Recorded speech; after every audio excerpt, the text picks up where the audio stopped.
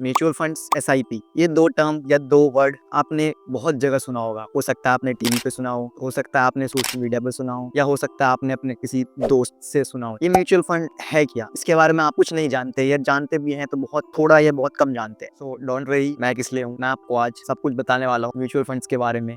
5 steps में आपको mutual fund समझने में कोई भी दिक्कत नहीं आएगी। तो चलिए आइए शुरुआत करते हैं। और हाँ, 5 पॉइंट्स में इस वीडियो को मैं कवर करने वाला हूँ। तो जो सबसे लास्ट वाला पॉइंट होगा वो वीडियो के सबसे एंड में मिलेगा आपको। तो वीडियो को पूरा देखे बिना मत जाइए, क्योंकि जो लास्ट पॉइंट है वो बहुत इंपॉर्टेंट है और हमेशा याद रखने वाली बात है म्यूचुअल फंड में इन्वेस्टमेंट करने से पहले। तो चलिए आइए शुरू करते हैं। तो हमारा फर्स्ट पॉइंट है कि म्यूचुअल फंड होता क्या है। इसको ऐसे समझिए आपकी एक जार में काफी सारे लोगों ने अपना कुछ अमाउंट इन्वेस्ट किया है, और जो अमाउंट उन्होंने इन्वेस्ट किया है उस एक एक्सपर्ट मैनेज करता है, जिसे फंड मैनेजर कहते हैं। और जो वो फंड मैनेजर होता है वो इन्वेस्टेड अमाउंट से बॉन्ड्स या इक्विटी या स्टॉक्स खरीदता है, या फिर अदर इन्वेस्टमेंट्स करता है। सिंपल लैंग्वेज में कहूँ तो ये आपके लिए एक बहुत अच्छा ऑप्शन है। अगर आपके पास टाइम नहीं है कि आप स्टॉक मार्केट को देखें डे टू डे, तो म्यूचुअल फंड सबसे बेस्ट तरीका है आपके लिए अपने वेल्थ को गेन करने के लिए लॉन्ग टर्म में। दूसरा पॉइंट आता है कि म्यूचुअल फंड हम क्यों चूज करें। तो इसके लिए मैं आपको 3 पॉइंट्स में एक्सप्लेन करता हूँ। तो देखिए, जो पहला पॉइंट है वो है डाइवर्सिफिकेशन। डाइवर्सिफिकेशन का मतलब ये है कि आपका पैसा किसी एक पर्टिकुलर सेक्टर में नहीं लगा हुआ है, आपने अलग अलग सेक्टर में अपना म्यूचुअल फंड स्टार्ट किया हुआ है, एसआईपी कर रहे हैं। तो इससे आपका जो रिस्क है वो बहुत कम हो जाता है। अब एग्जाम्पल के लिए मैं आपको बताता हूँ, जैसे कि आप सबने भी देखा होगा या सुना होगा कि अभी डिफेंस सेक्टर है वो बहुत तेजी से ऊपर भाग रहा है। तो जो डिफेंस सेक्टर का म्यूचुअल फंड्स है वो भी अच्छा रिटर्न दे रहा है। लास्ट 2 ईयर्स या 1 ईयर्स की हम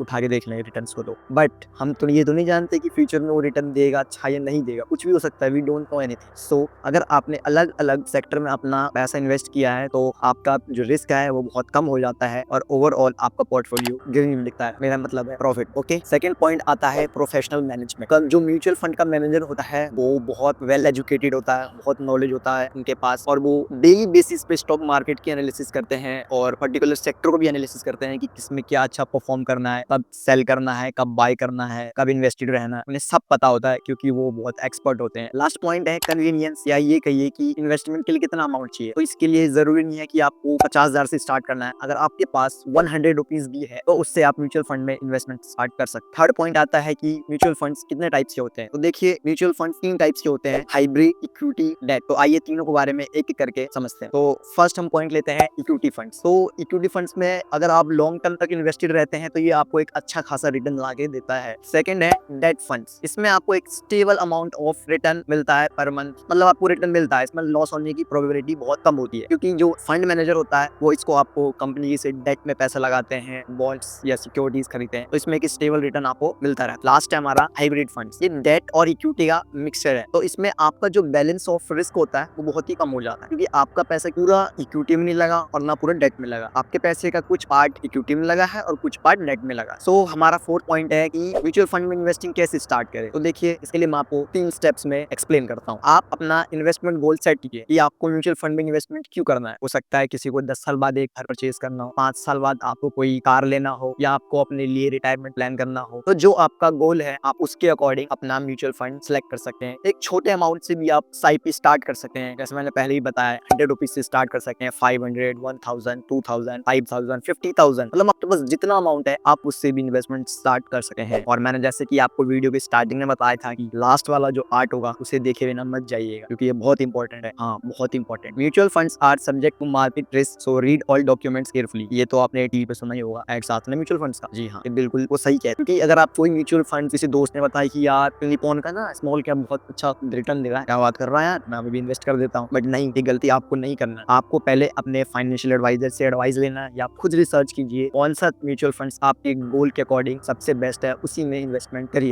और अगर आपको बेटर रिटर्न चाहिए तो उसके लिए आप म्यूचुअल फंड्स में लॉन्ग टर्म तक इन्वेस्टेड रहिए, जिससे आपका जो वेल्थ है वो बहुत ग्रो होगा, हाई रिटर्न मिलेगा। ये था दोस्तों पहली वीडियो म्यूचुअल फंड्स की। म्यूचुअल फंड्स क्या होता है और कितने टाइप्स होते हैं ये सब बताया मैंने आपको। अगर आप चाहते हैं कि आप म्यूचुअल फंड्स के ऊपर और वीडियो चाहते हैं कि म्यूचुअल फंड्स कैसे सिलेक्ट करें, कैसे रिसर्च करें उसके ऊपर, और कौन सा म्यूचुअल फंड्स मेरे लिए बेस्ट है, तो कमेंट कीजिए आप। अगर मेरे को अच्छे रिस्पॉन्सेज आए तो डेफिनेटली मैं म्यूचुअल फंड्स के ऊपर और वीडियोस बनाऊंगा। सो मिलते हैं नेक्स्ट वीडियो में। टेक केयर, जय हिंद।